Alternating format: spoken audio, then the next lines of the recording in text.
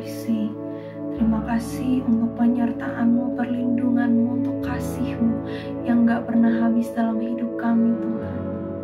Kami mengucap syukur untuk berkat-berkat-Mu setiap hari. Thank you, Lord Jesus.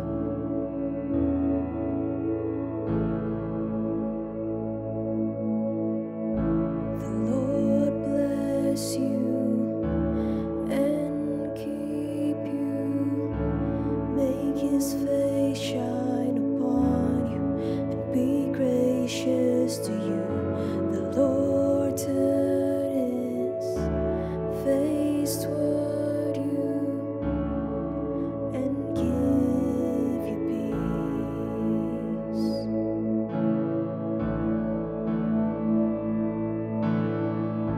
The Lord bless you and keep you. Make His face shine upon you and be gracious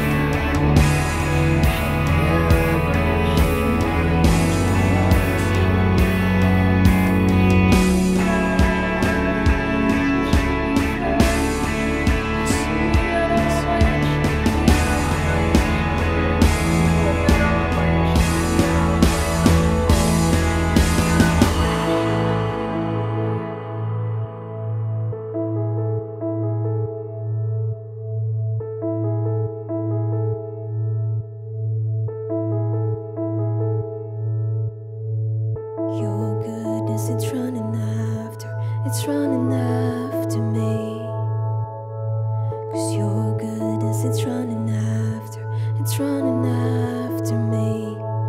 With my life laid down, surrendered now, I give you everything. 'Cause your goodness, it's running after me. Your goodness is running after me. Your goodness is running after me. My life laid down, surrender now, I give you everything. Your goodness is running after me. Your goodness is running after me. Your goodness is running after me. My life laid down, surrender now, I give you everything. Your goodness is running after me. All my life you have been faithful. All my life you have been so good. Every breath that I am able, oh, I will sing of the goodness of God. All my life you have been faithful. All my life you have been so good. Every breath that I am able, oh, I will sing of the goodness of God. Oh, I will sing of the goodness.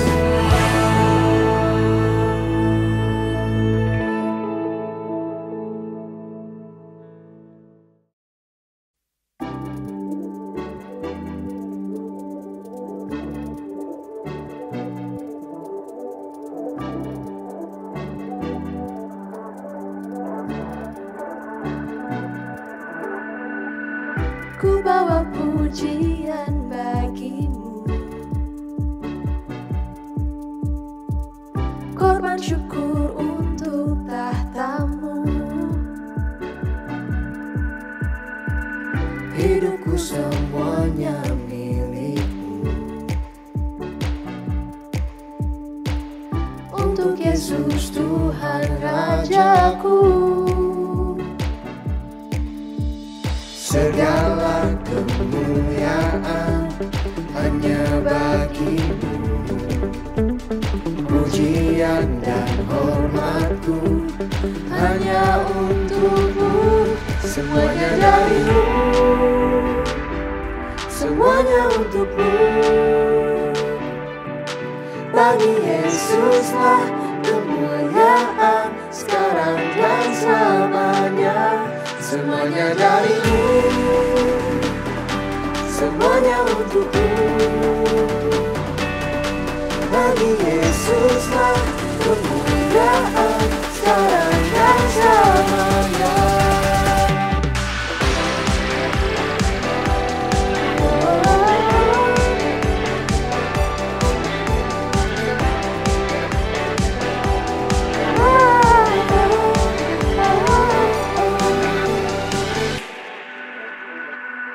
Ku bawa pujian bagimu, korban syukur untuk tahtamu. Hidupku semuanya milikmu. Untuk Yesus Tuhan Rajaku. Segala kemuliaan hanya bagimu. Pujian dan hormatku hanya untukmu. Semuanya darimu,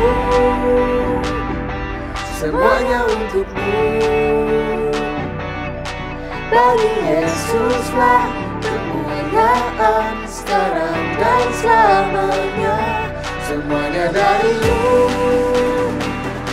semuanya untuk-Mu. Bagi Yesuslah kemuliaan sekarang dan selamanya.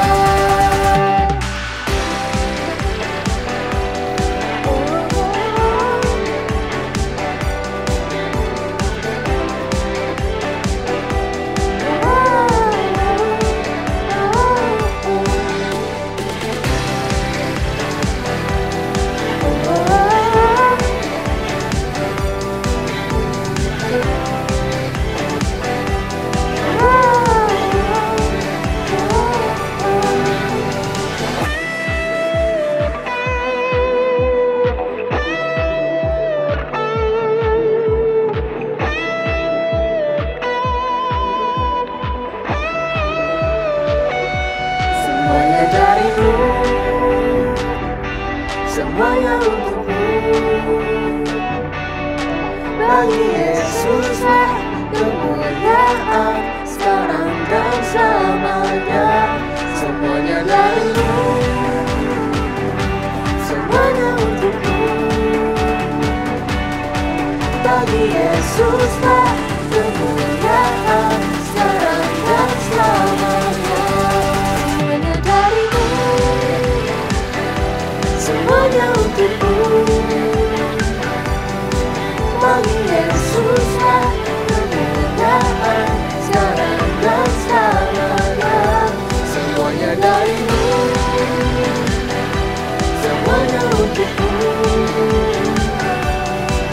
Bagi Yesuslah kemuliaan sekarang dan selamanya.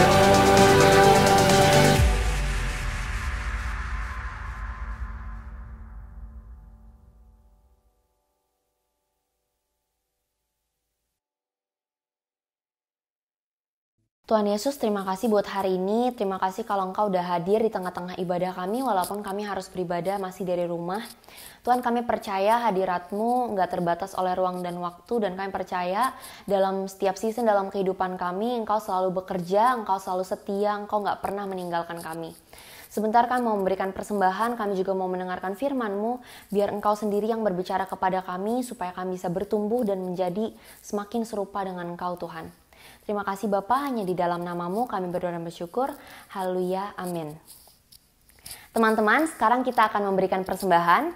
Persembahan dapat diberikan melalui scan ke QR Code ataupun transfer ke nomor rekening yang tertera di layar. Sebelum kita memberikan persembahan, mari kita deklarasikan persembahan kita pada hitungan yang ketiga. 1, 2, 3. Pada saat kami membawa persembahan, kami percaya pintu sorga terbuka dan berkat Tuhan dicurahkan. Setiap anak muda diberkati di kampus, marketplace, dan komunitas di mana kami berada. Kami memperoleh hikmat, kecerdasan, perkenanan untuk menjadi anak muda yang kreatif dan mampu menyelesaikan permasalahan yang ada. Pelindungan Tuhan atas hidup kami, keluarga kami, komunitas kami, dan pekerjaan kami sempurna. Menemukan pasangan yang tepat dan terbaik dari Tuhan. Di tengah-tengah dunia kami menjadi generasi yang relevan, yang mampu memberikan pengaruh tanpa kompromi terhadap nilai-nilai yang kami percayai. Dalam nama Yesus, haleluya. Hello FLCC, hello. Welcome to the second week of Where Are You Going series. Siapa yang udah dengerin yang serial minggu lalu, kita banyak berbicara soal panggilan Tuhan di series ini, dan minggu lalu kita udah mulai dengan identitas diri. Kenapa kita mulai dengan identitas diri? Karena kita yakin bahwa identitas diri itu merupakan fondasi yang penting banget nih buat teman-teman yang mau berjalan dalam panggilan Tuhan. Nah, sebelum kita masuk ke minggu ini, gue mau tanya dulu gimana kabar-kabar teman semua nih. Mungkin udah selesai UTS beberapa, gimana perasaan leganya, dan ada mungkin yang baru mulai? Kayaknya enggak sih. Well, udah lama nggak kuliah sih, jadi gue mungkin juga agak lupa masalah timeline.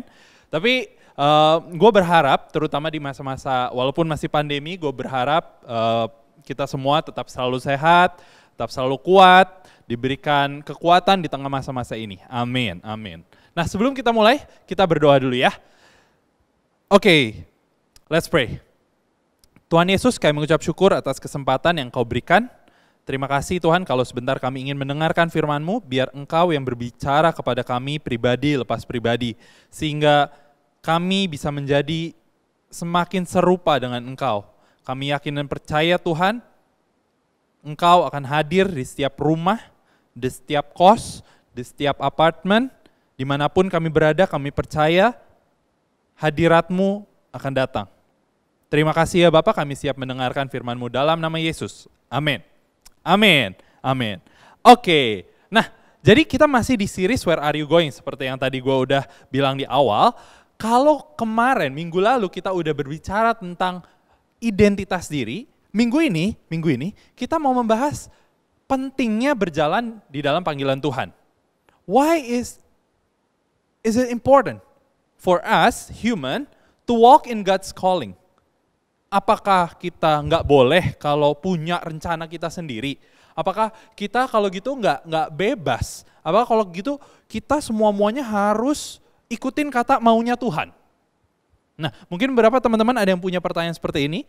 Kita akan bahas di week 2 ini. Who's excited? Kalau teman-teman yang excited boleh tulis di kolom chat, di kolom komennya. Gue pun excited banget untuk menyampaikannya. Nah, tapi sebelumnya gue mau mulai dengan pertanyaan. Siapa di sini yang pernah ngalamin momen seperti ini? Tuh kan, udah dibilangin. Siapa yang pernah ngalamin momen seperti itu? Baik itu biasanya. Ini kan kita masih anak-anak kuliah gitu ya. Biasanya hal kayak gini datang dari orang tua atau dosen gitu. Ngomongnya udah jelas banget. Tuh kan, udah dibilangin. Ada yang pernah nggak ngalamin momen kayak gitu? Gue akan cerita momen gue, ini simple banget. Jadi beberapa minggu lalu mungkin ya, gue diminta orang tua untuk masukin mobil ke garasi. Oke, masukin mobil ke garasi. Tapi seperti ya anak muda pada umumnya ya, apa jawaban gue?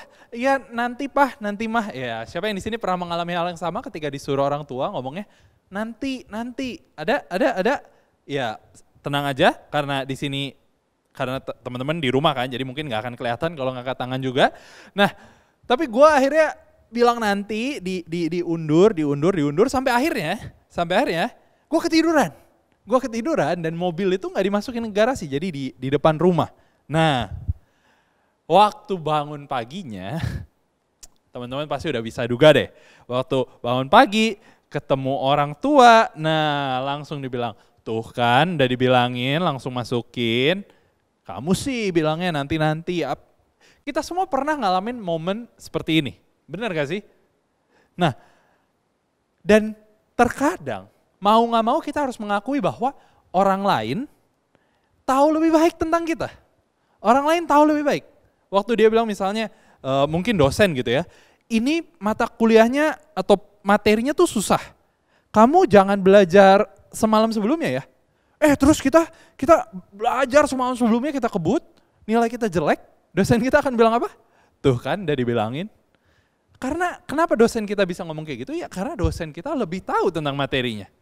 Dosen kita tahu, udah melewati, udah ngajar berpuluh-puluh atau ratusan atau bahkan ribuan mahasiswa, dia udah melihat bahwa materi ini nggak bisa dikerjakan semalam. Makanya dia memberitahu kita. Tapi kadang memang kita ya tidak nurut. Sometimes other people simply know better. They simply do. Nah, pertanyaannya sekarang, itu kan orang lain. Pertanyaannya, gimana kalau dengan Tuhan?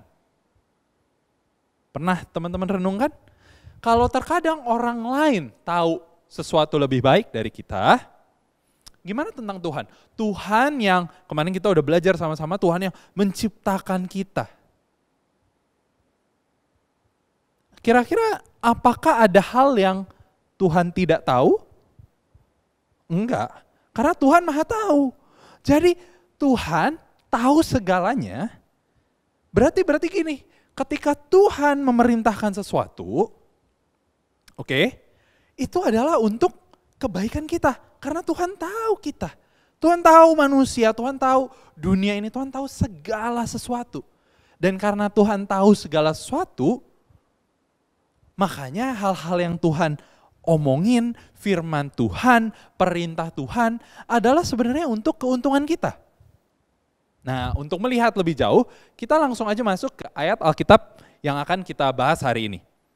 Kita mau baca dari Lukas 15. Lukas 15 ayat 11 sampai ya nanti seterusnya kita akan baca satu-satu. Nah, mungkin teman-teman di sini juga udah sering mendengar ini karena ini tentang cerita anak yang hilang. Kita coba baca sama-sama ya. Dari ayat 11 sampai 12 saya akan bacakan. Lukas 15 ayat 11, Yesus berkata lagi, ada seorang mempunyai 2 anak laki-laki. Ayat 12, kata yang bungsu kepada ayahnya, Bapa, berikanlah kepadaku bagian harta milik kita yang menjadi hakku. Lalu ayahnya membagi-bagikan harta kekayaan itu di antara mereka. Nah, jadi di sini konteksnya ada anak datang ke bapaknya, minta harta bagiannya, harta warisan. Oke? Ya mungkin beberapa teman ada yang tahu bahwa wah ini minta harta warisan sebelum bapaknya meninggal, ini nggak sopan apa. Oke, itu satu poin yang valid. Tapi satu hal yang mendasar dari anak bungsu ini apa sih? Bahwa anak bungsu ini ingin melakukan sesuatu sesuai keinginannya. Oke.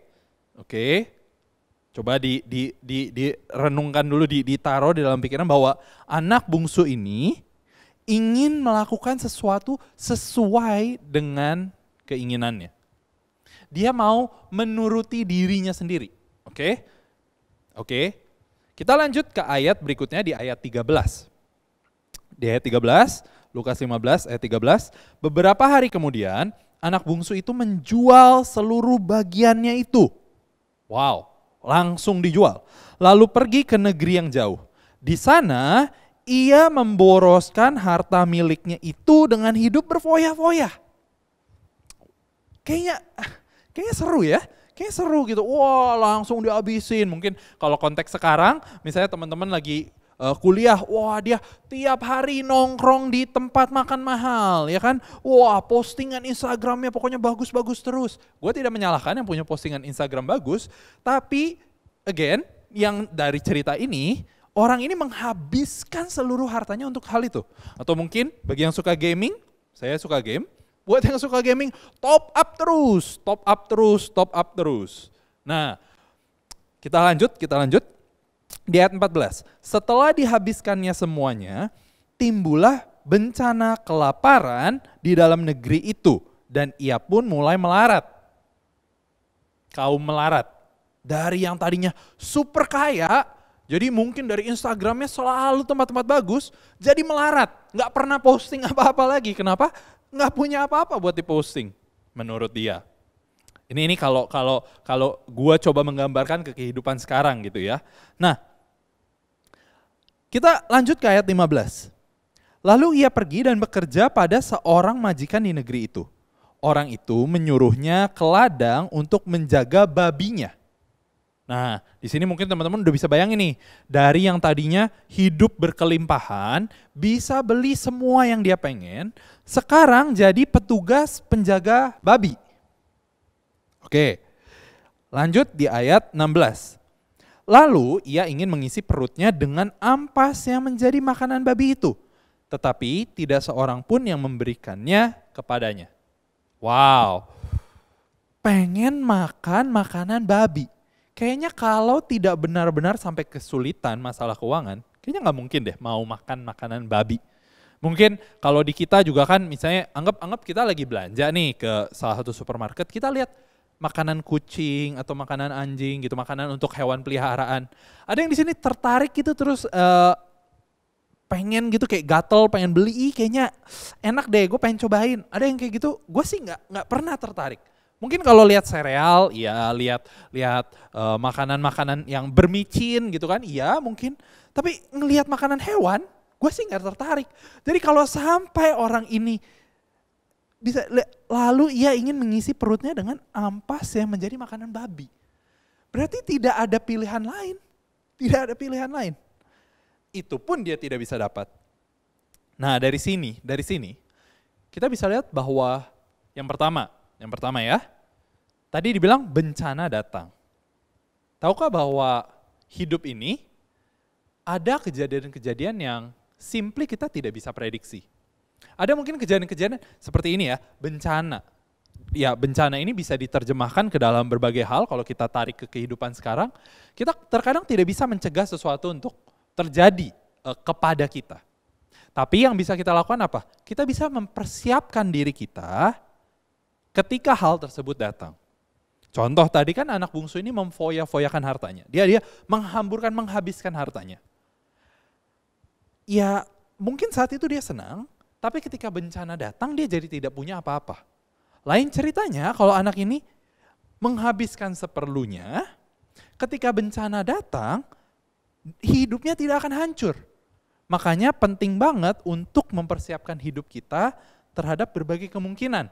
Misalnya, ini bukan saya promosi asuransi, tapi asuransi itu salah satu contoh bagus untuk menggambarkan misalnya bukan berarti kita mau sakit, bukan berarti kita berdoa diri kita mau masuk rumah sakit dengan biaya perawatan yang mahal, enggak. Tapi kita tidak pernah tahu. Nah, jika sampai, kalau kita udah jaga hidup kita, tapi terkadang kita bisa aja sakit, kita punya backup, kita punya ada asuransinya. Ini contoh aja. Nah, itu hal pertama. Tadi terkait gimana bencana bisa datang ke hidup semua orang, kita tidak pernah bisa tahu. Yang kedua ini sangat penting, poin yang sangat penting, bahwa kebebasan tanpa batas bukanlah kebebasan sejati. Oke, kebebasan tanpa batas bukanlah kebebasan sejati. Di sini si anak bungsu ini bisa melakukan segala sesuatu yang diinginkannya. Dan itu yang dia lakukannya. Dia menghamburkan semua duitnya, dia benar-benar pokoknya menurutin semua keinginan dirinya sendiri. Tapi dengan kebebasan seperti itu, justru malah menghancurkan dirinya. Jadi buat teman-teman di sini, mungkin ini pertanyaan termasuk buat gue, buat kita semua. Apa definisi kita tentang kebebasan? Karena ternyata kebebasan sejati adalah kebebasan dengan batasan. Contoh, misalnya teman-teman di sini pacaran. Pacaran boleh nggak? Boleh. Tapi apa? Ada batasannya. Atau teman-teman di sini ya banyak mungkin yang beberapa ada yang udah mulai cari kerja, banyak yang udah bekerja bahkan. Boleh nggak kenal orang dalam buat ya boleh aja, tetapi tetap perlu ada batasannya. Teman-teman juga perlu bisa mengukur apakah memang teman-teman layak mendapatkan pekerjaan tersebut, jabatan tersebut. Ingat, kebebasan perlu ada batasnya. Oke, teman-teman punya duit. Boleh nggak dapat duit misalnya berapa? Boleh nggak semuanya dipakai buat beli makan? Boleh. Tidak akan ada yang melarang, mungkin kalau teman-teman belikan uangnya makanan gitu ya, semuanya dibeliin makanan atau semua dibeliin atau buat beli HP baru. Mungkin tidak akan langsung, ada hujan api, ada apa, teman-teman kesamber geledek. Mungkin enggak. Tapi Tuhan mengajarkan bahwa ini kalau kamu dipercayakan uang, berikan perpuluhan, jangan lupa nabur ke orang-orang yang membutuhkan. Tuhan ajarin. Jadi waktu kita terima duit bebas nggak? Bebas, tapi tetap kita perlu berikan batasannya. Oke. Lanjut. Kita mau baca ayat berikutnya, 17 sampai 19. Ayat 17 dikatakan seperti ini. Lalu ia menyadari keadaannya. Katanya, ini si anak bungsu tadi ya, dia berkata nih ke dirinya sendiri, betapa banyaknya orang upahan Bapakku yang berlimpah-limpah makanannya. Tetapi aku di sini mati kelaparan. Aku akan bangkit dan pergi kepada Bapakku dan berkata kepadanya, Bapa, aku telah berdosa terhadap surga dan terhadap Bapa. Jadi dia akan datang minta maaf. Ini mau bertobat gitu ya. Dan yang menarik di ayat 19. Anak, ini posisinya dia masih sebagai anak ya. Anak. Di ayat 19 tapi dia berkata gini. Aku tidak layak lagi disebutkan anak Bapa. Jadikanlah aku sebagai salah seorang upahan Bapa. Nah, di sini gue pengen ngomong secara spesifik terkait hal ini, bahwa tahukah teman-teman bahwa dosa memiliki sifat menurunkan nilai. Dosa memiliki sifat menurunkan nilai. Contoh. Misalnya ada, ya ini misalnya saya ambil contoh orang pacaran lagi. Misalnya ada orang pacaran. Kita tahu batasan-batasannya. Tapi misalnya orang itu tidak mau menghargai batasan-batasannya dan dia tabrak aja. Jadi pacaran yang sudah dibilang jaga kekudusan, tapi dia tidak mau jaga kekudusan. Akhirnya apa? Akhirnya nilai di dalam dirinya bisa turun. Dia jadi merasa ada perasaan guilt, bersalah. Sifat dosa menurunkan nilai. Dan lebih parahnya lagi, kalau sampai ternyata, gue tidak mendoakan, tapi kalau sampai ternyata putus, itu benar-benar bisa hancur lagi. Karena, wah, gue udah kasih semuanya ke dia. Sifat dosa adalah menurunkan nilai. Apakah kalau gitu nggak boleh bebas dalam berhubungan? Boleh, tapi untuk setiap hal ada waktunya. Waktu pacaran, ada batas-batasnya. Tinggal tunggu sampai pernikahan aja. Waktu pernikahan, silakan melakukan hubungan seks, bisa terbuka juga dengan pasangan. Wah, benar-benar bisa melakukan semuanya dengan pasangan. Waktu pacaran, perlu dijaga dalam kudusan, jangan sampai melakukan hubungan seks sebelum nikah. Itu hal yang simple yang sudah diajarkan di gereja ini, di komunitas ini berulang-ulang. Nah, untuk teman-teman yang mungkin, wah tapi gue udah pernah jatuh kok, gue udah pernah jatuh Ci, gue udah pernah jatuh. Atau mungkin ya ini tadi walaupun dalam pacaran tapi konteks dosanya bisa bermacam-macam. Kita akan lanjut baca dan nanti teman-teman akan temukan jawabannya juga melalui ayat ini. Oke, kita mau lanjut. Lukas 15 ayat 20. Lanjut. Maka bangkitlah ia, ini anak bungsunya.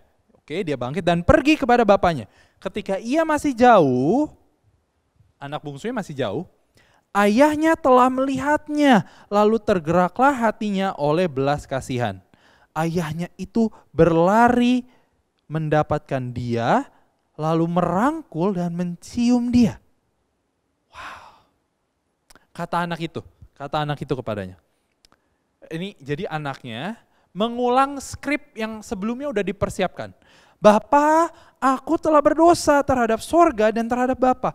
Aku tidak layak lagi disebutkan anak Bapa. Berapa dari kita berpikir bahwa kita nggak layak? Kita nggak layak menerima kebaikan dari Tuhan lagi. Kita nggak layak menerima sesuatu yang bagus dalam hidup kita. Kita nggak layak mendapatkan nilai yang bagus di kampus. Kita nggak layak dapetin pasangan yang benar. Kita nggak layak dapet ini, kita nggak layak dapet itu, kita nggak layak dapet itu. Berapa banyak dari kita yang berpikir seperti itu? Buat teman-teman yang berpikir seperti itu, ayat 22 mengatakan seperti ini. Tetapi, jadi ini anaknya masih ngomong loh ya, Bapak aku telah bla bla bla bla bla bla bla bla bla, tapi ayat 2, tetapi, I love this. Who's grateful for a God that is forgiving? Siapa di sini bersyukur? Kita punya Tuhan yang selalu mau mengampuni. Your life may be a mess right now, but God, He always have something else in mind. He always does. Walaupun kita berpikir, wah hidup kita udah gak ada harapan. Aduh ini gue udah melakukan kesalahan yang sangat fatal. But God, tapi, kita baca ayatnya, ayat 22. Tetapi ayah itu berkata kepada hamba-hambanya, lekaslah bawa kemari jubah yang terbaik, pakaikanlah itu kepadanya, dan kenakanlah cincin pada jarinya dan sepatu pada kakinya. Secara seketika kehidupan anak yang tadinya, ini kan kalau mungkin kita ulang lagi ceritanya, ini anak dikasih harta, jadi kaya banget, difoya-foyain, Tiba-tiba bencana, anak ini jatuh miskin sampai ngelihat makanan babi aja pengen dimakan. Lalu dia balik ke bapaknya minta ampun, seketika itu juga bapaknya langsung merestorasi semua keadaannya seperti semula. Langsung dikasih pakaian yang bagus, cincin, sepatu, semua yang bagus. Seperti layaknya memang anaknya. Walaupun anaknya, si bungsu, merasa tidak layak lagi. So, here's the thing. God can restore your life. No matter the circumstances. Tuhan bisa memulihkan hidupmu. Tidak peduli keadaanmu sekarang seperti apa. Tuhan bisa. Oke? Tuhan bisa. Hal ini gue mau yakinkan dulu ke teman-teman. Bahwa sekalipun masa lalu teman-teman sangat parah, there's always hope in God. There's always hope. Oke? Dan berikutnya kita juga mau bahas, nah kita mulai masuk ke dalam panggilan ya. Apa sih kalau gitu koneksinya, kenapa kita bahas cerita anak bungsu ini saat kita lagi berbicara soal panggilan. Nah kita mau bahas pelan-pelan di sini. Seperti anak bungsu, kadang, nggak selalu, tapi kadang manusia bisa merasa rencananya lebih bagus dari rencana Tuhan. Sama kayak yang bungsu ini, dia merasa, wah bokap gue kaya, gue minta warisan, bokap gue baik, pasti dikasih warisan. Gue bisa habisin duitnya buat melakukan hal apapun yang gue mau. Oke, misalnya kita gambarkan ke kita manusia, gue juga di sini mungkin gue terkadang bisa jadi punya rencana yang gue pikir, gue rasa ini lebih baik dari rencana Tuhan. Akhirnya seseorang bisa keluar dari panggilan Tuhan. Ingat kemarin God's calling kita udah bahas. God's calling, panggilan Tuhan adalah the good work. Pekerjaan baik yang Tuhan sudah siapkan untuk kita sebelumnya. Sudah disiapkan. Nah kita keluar dari calling itu, keluar dari panggilan itu karena kita merasa rencana kita lebih baik dari Tuhan. Permasalahannya, and here's the thing, why is it important to find and walk in God's calling? Kenapa sih penting banget untuk mencari panggilan Tuhan dan berjalan di dalam panggilan tersebut? Okay, here's the thing, because in God's calling, ketika kita berjalan dalam panggilan Tuhan, there's God's providence, God's protection, and God's provision. Gue ulang sekali lagi ya. Ketika kita berjalan dalam panggilan Tuhan, akan ada penyertaan Tuhan, perlindungan Tuhan, dan penyediaan dari Tuhan. Ini by the way materi diajarkan oleh gembala kita dan gue sangat bersyukur bahwa senior pastor kita Pak Wiryo mengajarkan hal ini sudah lama bahkan. Jadi kita bahkan bisa melihat contohnya secara langsung bagaimana hidup gembala kita dijaga, disertai, disediakan oleh Tuhan. Oke. Kita akan bahas satu persatu secara singkat. Apa sih itu God's providence, penyertaan Tuhan? God's protection, perlindungan Tuhan. God's provision, penyediaan dari Tuhan. Apa sih maksudnya ini? God's providence, kita disertai oleh Tuhan. Jadi maksudnya apa? Sepanjang kita berjalan dalam panggilan Tuhan, Tuhan ada bersama dengan kita. Maksudnya apa? Kita tidak dibiarkan sendiri. So I want to say this, for those of you who already walk in God's calling, you are not alone. God is with you. Keep on going. Oke? Itu penyertaan Tuhan. Kita selalu disertai. Hadirat Tuhan selalu ada dalam hidup kita. Kalau ada hadirat Tuhan berarti juga kita akan alami damai sejahtera. Wow. Berikutnya, God's protection. Maksudnya apa? You are safe. Kamu aman karena kamu dilindungi oleh Tuhan. Kamu aman di dalam Tuhan. Next, the third one, God's provision. Penyediaan dari Tuhan, maksudnya apa? You are enough. You have enough. Kamu tuh cukup loh dan akan dicukupkan. Tenang aja. Kalau kamu berjalan dalam panggilan Tuhan, Tuhan bilang, apapun yang kamu perlu tersedia. Sama kayak tadi kalau kita baca ceritanya, anak bungsu ini ya sempat mungkin di awal-awal, punya banyak duit, bisa beli apapun yang dia mau. Wow, ya enak juga. Tapi habis itu bencana, kelaparan. Waktu dia balik ke rumah bapaknya, dia tidak pernah kekurangan makanan. Enough, selalu cukup, selalu cukup. And here's the thing, gue ingin membawa kembali hal yang tadi di awal gue sempat bahas, bahwa yang berbahagia, jadi kesimpulannya ya, yang berbahagia ketika mengikuti rencana Tuhan adalah diri kita sendiri. Gue ulang sekali lagi. Yang berbahagia ketika mengikuti rencana Tuhan adalah diri kita sendiri. Perintah Tuhan diciptakan bukan untuk menyengsarakan kita, bukan untuk mengekang kita. Walaupun mungkin kita melihatnya seperti itu. Melihat perintah Tuhan hanya ada untuk mengekang, untuk pokoknya membatasi. Mungkin kita punya persepsi seperti itu. Tapi sebenarnya perintah Tuhan diciptakan untuk kebahagiaan kita, untuk kebaikan kita. Bukan untuk Tuhan membatasi kita, menyengsarakan kita. Kenapa gue bisa tahu? Simply karena Tuhan kan yang ciptain kita. Sama seperti kemarin gue bilang kan masalah mic. Kalau ada orang yang menciptakan mic, dia akan sangat tahu fungsinya. Oke? Untuk menutup, gue ada pertanyaan untuk kita renungkan bersama selama seminggu ke depan. Ini juga bisa jadi pembahasan nanti ketika teman-teman semua di sini ngumpul dengan small groupnya. Gue berdoa pertanyaan-pertanyaan ini bisa jadi bahan diskusi, bisa jadi bahan renungan yang membuat teman-teman bisa benar-benar berpikir tentang firman Tuhan yang dibagikan hari ini. Yang pertama, pertanyaannya, apakah saya sedang berada di luar panggilan yang Tuhan sudah siapkan? Oke, kira-kira gue ada di mana ya, di dalam panggilan Tuhan atau di luar panggilan Tuhan? Yang kedua, ini lanjutan dari yang pertama. Kalau mungkin teman-teman agak bingung, gue gak tahu nih, gue lagi di dalam panggilan Tuhan atau di luar panggilan Tuhan ya? Coba renungkan kalau gitu pertanyaan yang ini. Nomor 2, apakah selama ini saya mengalami penyertaan, perlindungan, dan penyediaan dari Tuhan?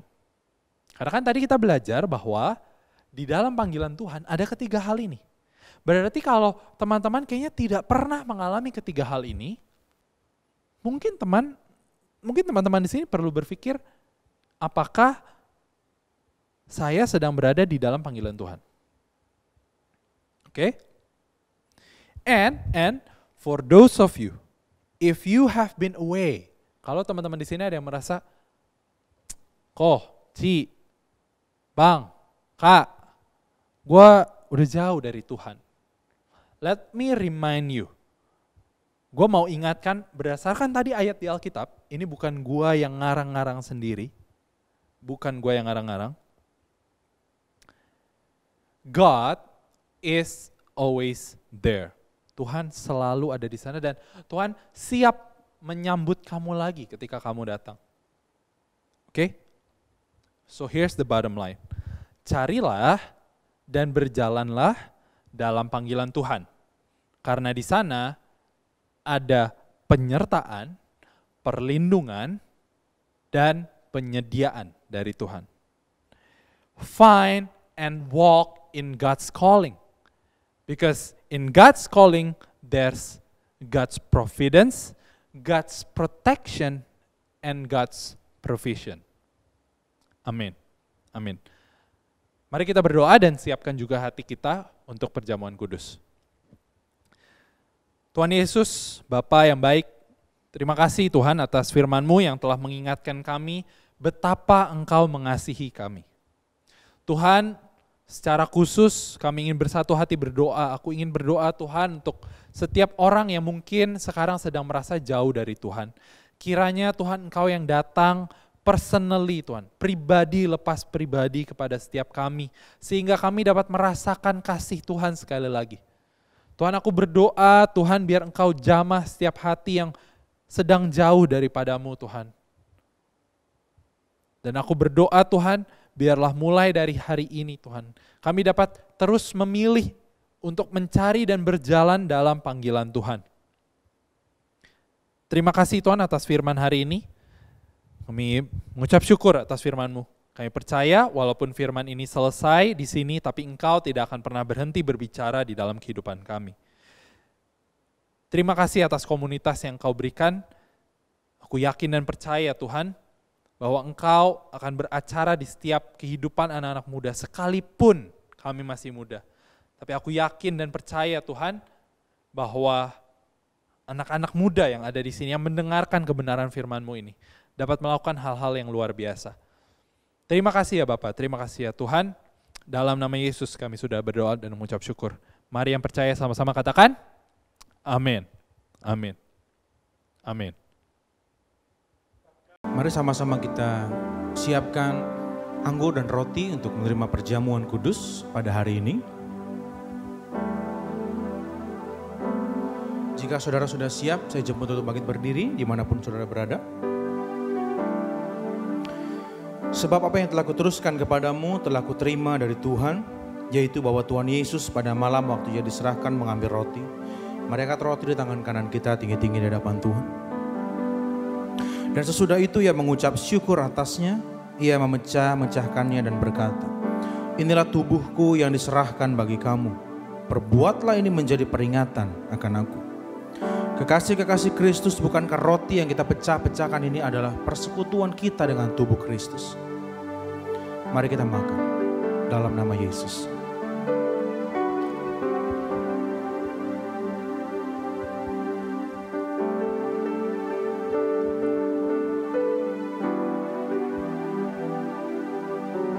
Mari kita angkat cawan di tangan kanan kita tinggi-tinggi.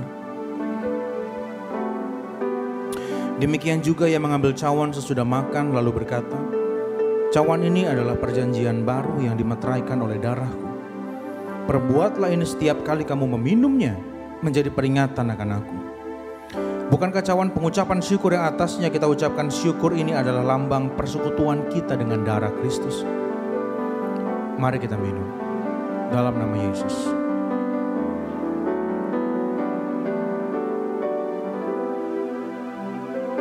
Menaikkan syukurmu kepada Tuhan.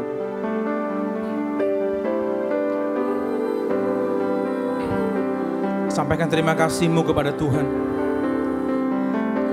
Karena selalu baru berkat-Nya, kebaikan-Nya, kesetiaan-Nya setiap hari melanda hidupmu dan keluargamu.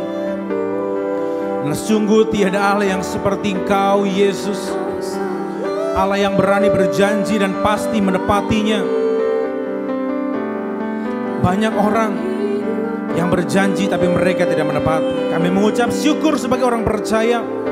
Karena setiap perkataanmu, janjimu, firmanmu adalah ya dan amin bagi setiap kami. Oh rakudiamu rohlubunaya siambarak. Terima kasih Tuhan. Terima kasih Yesus.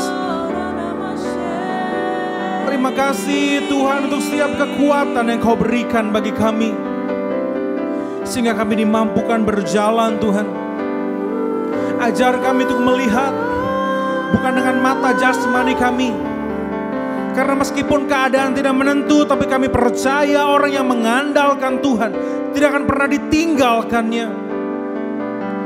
Orang yang berjalan bersama dengan Tuhan, hidupnya dijamin oleh sorga.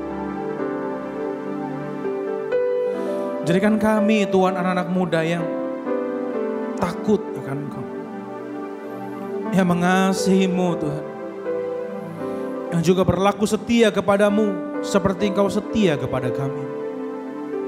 Persiapkan hati kami Tuhan, pikiran kami, kehendak kami Tuhan untuk takluk kepada kebenaran firman Tuhan. Sehingga kami menjadi anak-anak muda yang efektif, menemukan panggilan kami sejak kami muda Tuhan.